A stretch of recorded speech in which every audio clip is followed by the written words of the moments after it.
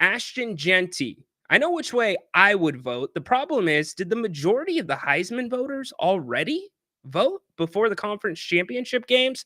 We'll get into that. NFL, where do you want to go? There's so much to talk about there.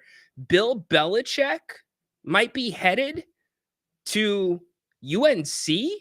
Did I hear that right? Bill Belichick might be headed to UNC. Is that because his girlfriend got accepted to UNC? No, it's not. He has been taking meetings with them to possibly become the new head coach. Could you imagine Bill Belichick in your living room recruiting your son to come play football? What was that connection? Were we on snap face there when we were talking about that? Gotta get it together. Yeah. Well, he's a Pittsburgh guy, friend of a friend kind of thing. Coach. Yeah, friend of a friend kind of thing. Snap face. Yeah. Bill Belichick is a college coach. Interesting. Will it happen? We'll see. Niners. How about all you still in the game? 38-13 over Chicago. You handle your business. We can talk about that. Seahawks, they just keep rolling. Michael McDonald, not the singer, the football coach, has that defense humming, top 10 in the NFL right now. We can talk about that. Al, if you're listening, my man, huge victory in Los Angeles. Sean McDermott, did he make the wrong call going for a quarterback sneak, then forcing them to attempt an onside kick? So much more besides that. Tons of Kings. So get up here in here. Want to hear from you. You can call the show if you want. Use the link that's in the chat if you're anybody but Al, because poor Al can't get it figured out. We're working with you, Al. It's not the system, it's you. So you and I probably need to spend a little one-on-one time getting that whole thing figured out. Yeah, Al, he did call it. I didn't even get to horsing around with the NFL. Liam picked the Rams over the Bills. Liam is 6-5 this week. 6-5 yesterday. Tonight, I believe Liam has the Bengals. I want to say he has the Bengals. We'll catch up on that as well. But are you kidding me? 6-5 again? What is this kid doing? Thought the Bills by 2 scores. You know what? They're due for it. It's good sometimes to take a loss at this point in the season. In my opinion, you don't want to hit your stride too early. You need to reset unless you're Kansas City. In Kansas City, they just keep rolling. Is anybody going to want to see Kansas City when the playoffs roll around? I don't know. Even Jerry Reynolds last night, he's talking to me. He's like, they're not as good as they usually are. They've gotten lucky, but as long as 15 is still on 2 feet, what the hell are you going to do? How are you going to bet against him? So let me know what y'all did this weekend. What's going on? Like I said, you can get in here. We're going to talk Kings. We're going to talk football. We've got Ridos. Got a couple of Ridos mixed in for you. And I kind of feel bad about one of the Ridos, but it's more targeted at the establishments more than the customers. I'll explain that a little bit later. And also, somebody mailed a Rido to my house. Actually, it was dropped off to my house. So we will read that here in a little bit. Not sure how they got my address. Must be somebody here on the court where I live. Al laughing. Good stuff. It was a trap game for the Bills. Yeah, again, it's not a bad thing to lose a game this time of year, especially if you're rolling like that and you're in control of the division. I'm okay with it. I can tell you, Bills Mafia is not okay with it. Now they're starting to have those second thoughts. Is this going to happen if we get to the playoffs? Sean McDermott, though, did anybody have an issue with that call? Going for the quarterback sneak and then having to use a timeout when you're down 2 scores. My man, Mr. Moss, what's up, brother? He was courtside in Memphis. I would not mind hearing from you sometime this week. Want to catch up with Mr. Moss. He was sending me some pictures. This dude, Mr. Moss, hold on really quick. I got to break them. Moss, is it okay if I share a personal exchange here on the platform? Give me a thumbs up or something. So I think it's worth sharing. It's pretty funny. If you're okay with it, I'll share it. Bills clinched the division. Big win in the blizzard against the Niners, then hauling across the country. Yep, that plays into it. And there was a lot of Bills Mafia at that game, too. Look, SoFi Stadium, the Raiders Stadium, the Roomba in the middle of the desert. Those are both like they're destinations. They're not home games for these teams. We saw it when the Chargers played at the StubHub Center, right? And then we're seeing it every time the Raiders have a home game. It's a destination game for the other team's fans.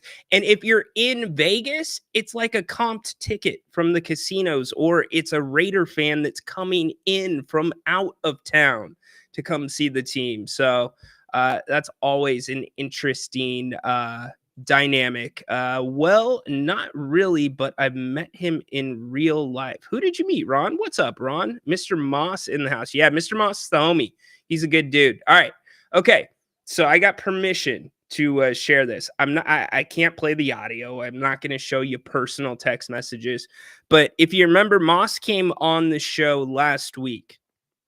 And he's like, yeah, I'm going to be sitting courtside for the Kings in Memphis. I'm like, nice, dude. Let me know how it is. You might be the only fan there, so we'll definitely see you on TV. But anyways, about 45 minutes before tip-off, he sends me a few text messages. And I'm doing the pregame show. I didn't see it until after the pregame show. But Mr. Moss is standing courtside right in front of Ja Morant, who's taking threes. He's doing his warm-up routine. It's before team warm-ups. And Moss is out there yelling, Ja, when are you going to get a jump shot? Ja, when are you going to get a three? He's literally asking Ja about the flaws in his game. And it wasn't trolling. He wanted to talk to Ja. It was so funny. And what does Ja proceed to do in that game? Like brick every three that he shoots. It was gold. So yeah, Moss had good seats for that one. He was sitting right behind one of the baskets courtside. So good job by him. But to have the balls to be like, yo, Ja, what's up with that 3-point shot, my man? And Ja's bricking it the entire time when Moss is doing it. I was dying. I was literally dying. So anyways, college football playoff. We've not talked about that yet. We can mix that in. Where do you come out on the college football action this weekend? Where do you come out on the committee's decision? Love to hear it. Ron, you are a clone, aren't you? Love to hear it. Killing me, Ron. Anyways, where do you come out with SMU getting into the playoff? I think the committee made the right decision. Period. End of story. And for once, the smaller team, the mid-major, the team that quote-unquote overachieved, the team that quote-unquote would have been penalized for playing in a championship game. Got the nod. They didn't get the diss. Alabama got left out. And I think in part because of the way SMU came back in the second half of that game. That was such an awful game to watch. Such an awful game. So I haven't watched SMU all season. I've looked at their story. I've kept up with what's been going on. So I was cheering for SMU. And by the way, you have dueling games coming down to the wire. Oregon and PSU was going back and forth. Was Penn State going to get within that touchdown or tie it up because they were within a touchdown? Oregon ultimately rolls away with that one. But then you go to the SMU game. SMU dominates from the second quarter on. You're into the fourth quarter. They're on this drive with like less than 2 minutes left, and they're letting time go off the clock. It's bleeding off the clock. And you're wondering, and they're in the red zone. They're approaching the red zone. And you're like, are they going to call a timeout? They're doing a running play. They thought they had the timing right. And in fact, they ended up kind of having the timing right, not exactly perfect because then Clemson wouldn't have had time left on the clock, but they end up getting the touchdown with about 20 or 30 seconds left. And the big decision was, are you going to kick the field goal or kick the extra point, or are you going to go for it? This would have been the ultimate in your face, just Acknowledge me. moment for SMU. And I'm thinking, as SMU's coach, whether you convert going for 2 or you don't and you lose that game, that decision alone probably gets you in the playoff. That tells you how much it freaking means to you. Now, going for the extra point, I understand it too. They had all the momentum in the world.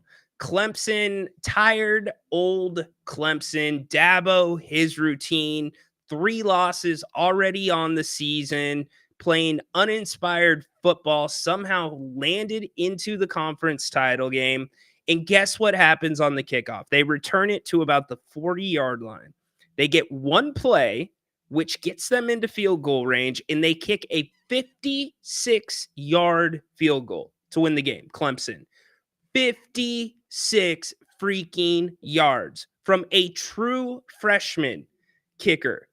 And I'm thinking, oh no, like my head is in my hands. I'm like, here we go. The nod's going to go to Alabama. Alabama's going to get the bid. There's no way they're going to give it to SMU. SMU didn't have as strong of a schedule. But the eye test, you look at SMU, you look at the way they're playing football as a team, you look at what Alabama's done, you look at Alabama's losses. You can't get blown out by Oklahoma after you've been blown out by Vanderbilt, right? You can't. But yet you're thinking it's the machine, it's ratings, it's going to be Bama. The entire state is going to watch the game. That's what they're going to go for. Money over the better team or the smaller team. And what does the playoff committee do? They kick it around. We're sitting there. This was the only time, and I'll be honest about this, I rarely watch those shows where it's like leading up to them showing the bracket, telling us who's in. I had all 2 hours of that coverage on in the background Sunday morning, and it was going back and forth. What's it going to be? Who's it going to be? And they show the bracket, and sure enough, guess who gets in? Hell freaking yes. SMU, Alabama. So sorry. Caleb DeBow, try again. Now, following Nick Saban, that's a very, very hard thing to do. But then what's Alabama do? The AD comes out of Alabama and is like, oh, we need to rethink about how we schedule now.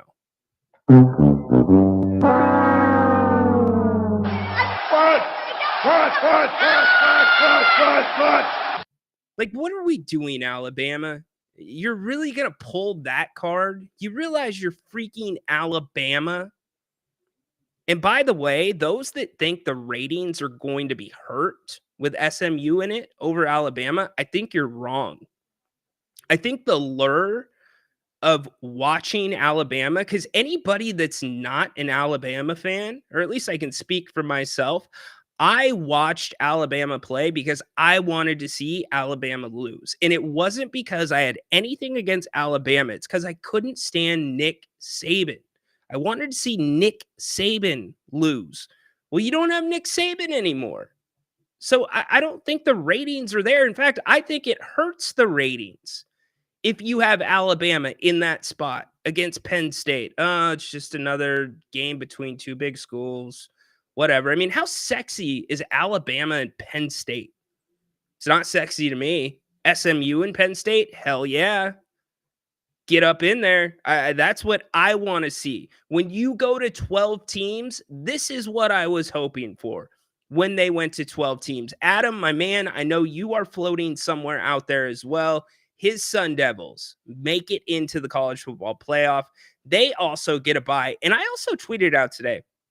So not a political show, not going to get into politics, but I had a news station on, and it was one of the major news stations, national news.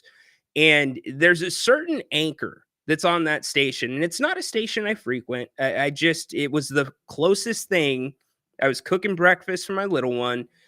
It's the closest thing on the guide to national news. So I hit it, right? But every time I hit that station, this damn guy is always injecting his views. He's talking about, he's throwing like those, like, como se dice, those punches behind somebody's back, right? Like he's trying to hit people when they're not looking. He's like that dude that gets on his knees and stands behind somebody so you can push them over you. Yeah, he's like that guy, and he thinks he's sly about it. Well, they're talking about the college football playoff, which is never a good idea. If you're a news station, stick to the news. Don't talk sports. Anyways, he goes, yeah, well, and he starts talking about his small school that he went to, some Ivy League school, and he's like, yeah, they stole our coach, a gooba gooba goo, and going on and on. And he starts a rant about how SMU shouldn't have got the bid over Bama, right? And then he goes into the buys. He's like Arizona State, Boise State. These small schools get a buy like Boise State. Like they're not even a good program. And I'm like thinking, oh my gosh, you are a complete idiot. Like this dude is shooting blind. He has no idea what he's saying. He's a butthurt fan because his team didn't get in or whatever it is that's got him upset. Do your homework on Boise State, my man, before you start shooting strays at Boise. That pissed me off. I actually tweeted the network about that. So anyways, let's get back on track. So the college football playoff is set. What do you think about it? Any gripes with it? Which game are you looking forward to the most? And who do you have coming out of this thing? I will just say this. We've got plenty of time to digest it before the games start. I don't know if I think Oregon gets through this bracket. I'm not sure. I don't think Oregon, and I know that it's the trendy, lazy take. I just don't think they're that physical. Boise State played better football against Oregon at the beginning of the season, and Oregon got freaking lucky to win that game. Really lucky. So I don't know. But who do you think comes out of this bracket? We'll talk about it here in a little bit. Al hopping back in. Bama is the equivalent of the Chiefs, except for their fans. Everyone else is tired of them. Do you think Bama's the Chiefs?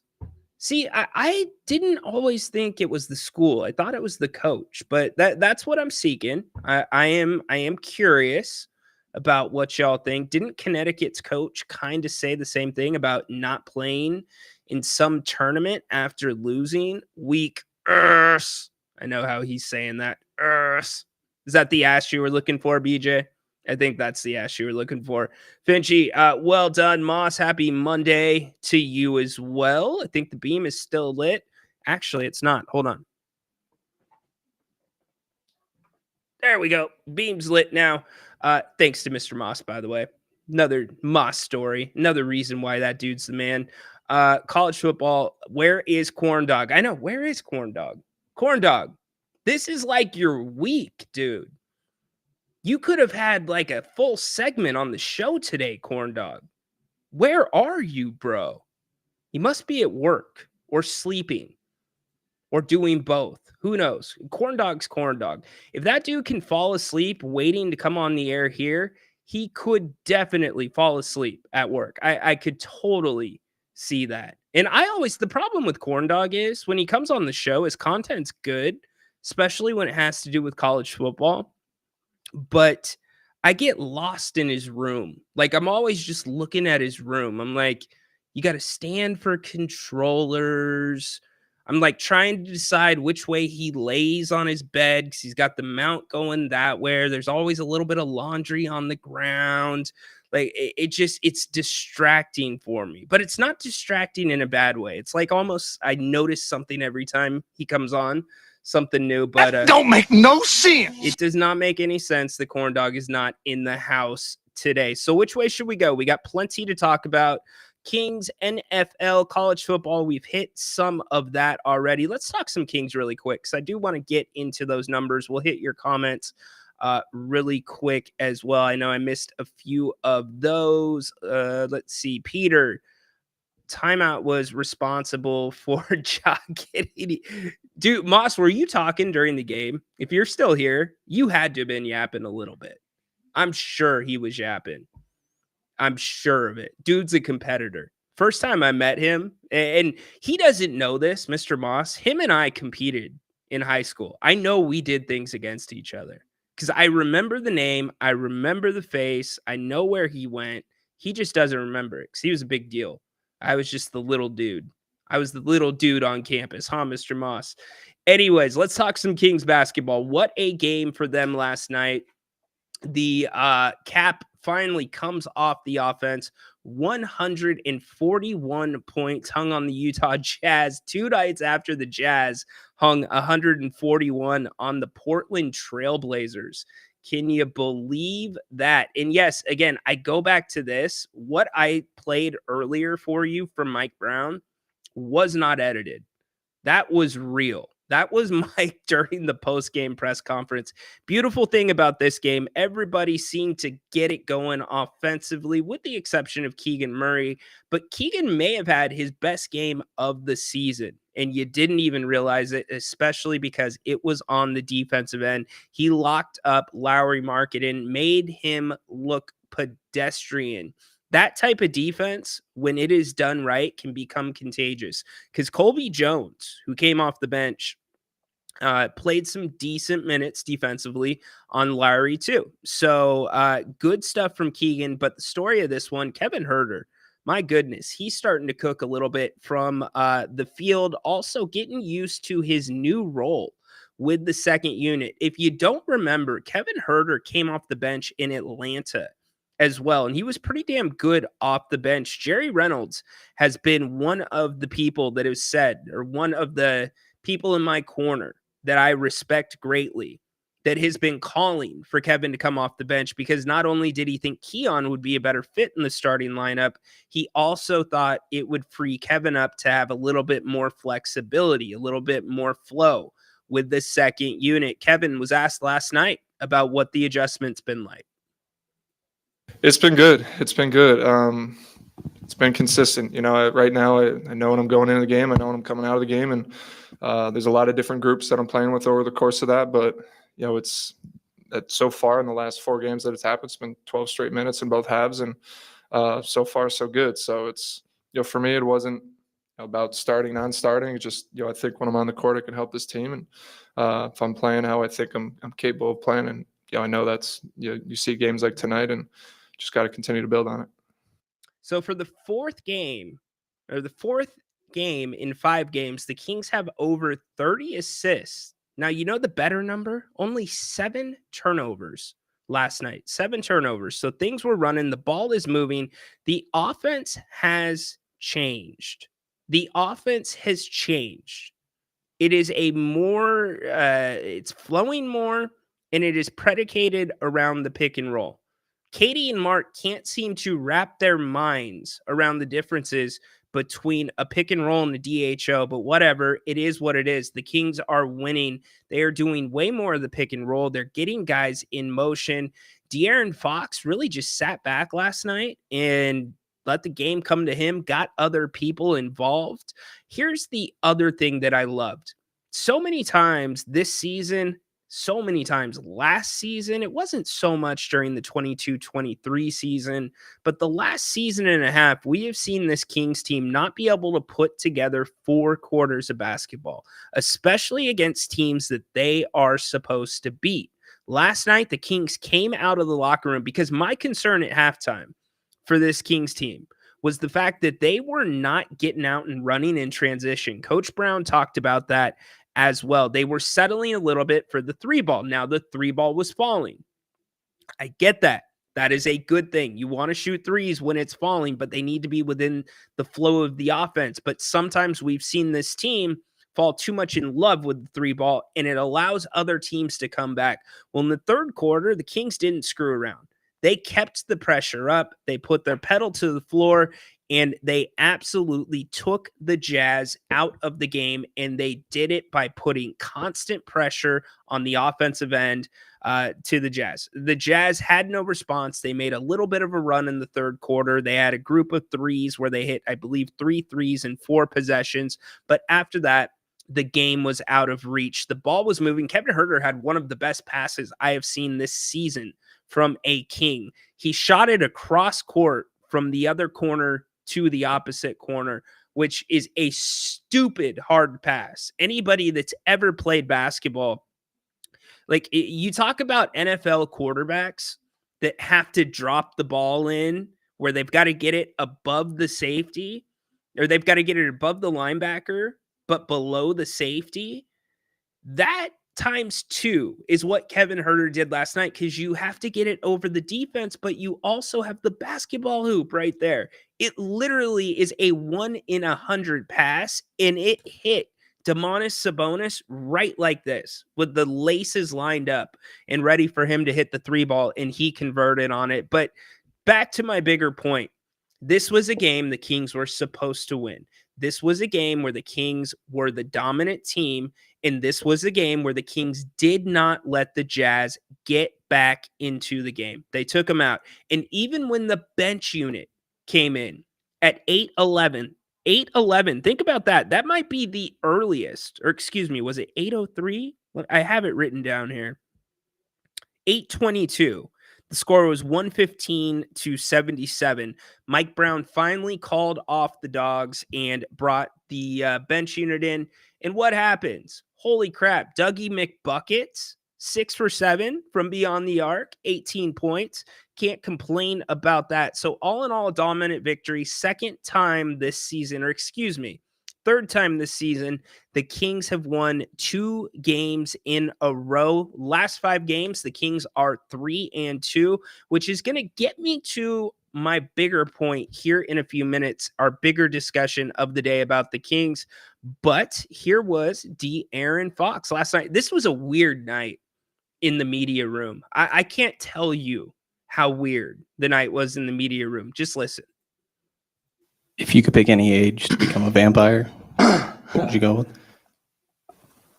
It's got to be between like 23 and 27. Okay. Yeah, that's great age. Like 21, you're a little too young.